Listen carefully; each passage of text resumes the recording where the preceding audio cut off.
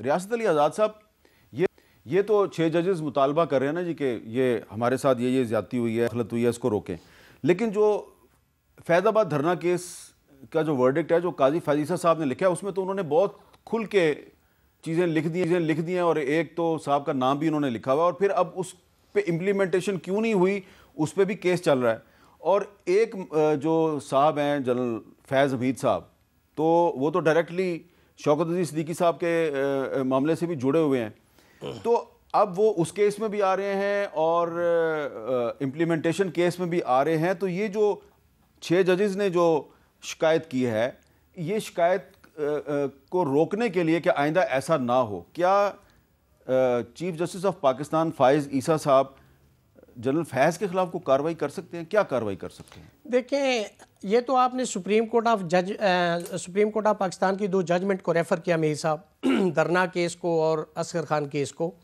ये तो जजमेंट है, ये चीज़ें तो कॉन्स्टिट्यूशन के अंदर लिखी हुई हैं। हाँ। आप उसको क्यों नहीं फॉलो करते कि वहाँ पे तो आपका डोमेन बता दिया गया है कि अदलिया का ये है, इंतज़ामिया का ये है, लेजिस्लेचर का ये है, तो वो तो डोमेन ऑलरेडी वहाँ पे भी है। अब आ गया कि जी सुप्रीम कोर्ट उसको बुला सकती नहीं, ये तो सुप्रीम कोर्ट से पूछा जाए जिन्होंने बुलाना है कि वो बुलाते हैं या नहीं बुलाते। लेकिन लॉ के अंदर तो चूंकि आर्टिकल 25 तो बिल्कुल वाज़े है, लेकिन मैं तो ये कह रहा हूं कि everybody is equal before law, equal treatment of law should be given to every citizen of Pakistan, nobody is above the law. अगर आपने कॉन्स्टिट्यूशन को फॉलो करना है तो किसी को भी आप बुला सकते हैं। आपके तो अंदर आपके पास जो हमारी सुप्रीम कोर्ट है, उसने शौकत अज़ीज़ सिद्दीकी साहब को विंडिकेट तो कर दिया, लेकिन जो उनके साथ ज्यादती हुई, नाइंसाफी हुई, उसका मदावा तो नहीं किया।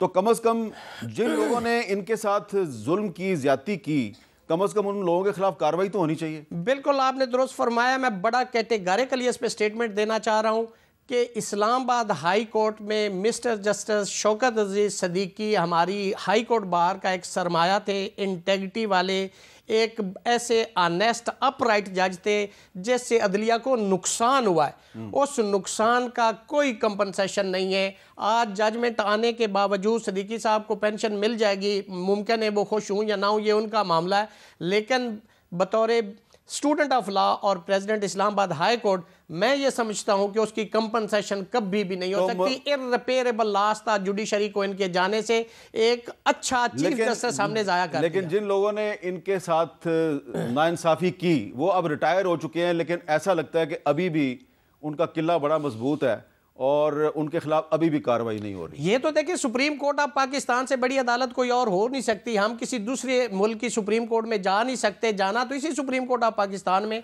तो सुप्रीम कोर्ट के पास अख्तियार है, वो बुला सकते हैं, जैसे मैंने आर्टिकल 25 का रेफर दिया। बिल्कुल ठीक है, बहुत बहुत शुक्रिया रियासत अली आज़ाद साहब, फजल चौधरी साहब और जस्टिस शौकत अज़ीज़ सिद्दीकी साहब। तो ये जो 6 जजेस ने ख़त लिखा है सुप्रीम जुडिशल काउंसिल को, इसमें उन्होंने जो शिकायत की है वो ऐसा नहीं है कि वो शिकायत जो है उसका अजाला नहीं हो सकता, वो शिकायत को दूर किया जा सकता है। आइंदा से ऐसे वाक़यात को रोका जा सकता है।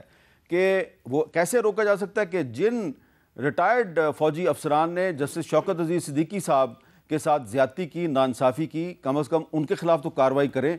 उनके खिलाफ कार्रवाई करेंगे तो जो बहुत से मौजूदा लोग हैं शायद उनको सबक मिल जाए। लेकिन तासुर ये है कि जो रिटायर्ड अफसरान हैं जिन्होंने शौकत अज़ीज़ सिद्दीकी साहब के साथ नाइंसाफ़ी की, उनके खिलाफ भी कार्रवाई नहीं होने दी जा रही, क्योंकि लगता यह है कि कार्रवाई अगर सियासतदान के खिलाफ हो, सहाफ़ी के खिलाफ हो, तो वकील के खिलाफ हो तो वो ठीक होती है, लेकिन किसी रिटायर्ड फ़ौजी अफसर के खिलाफ हो वो ठीक नहीं होती, वो कौमी मुफाद के खिलाफ होती है।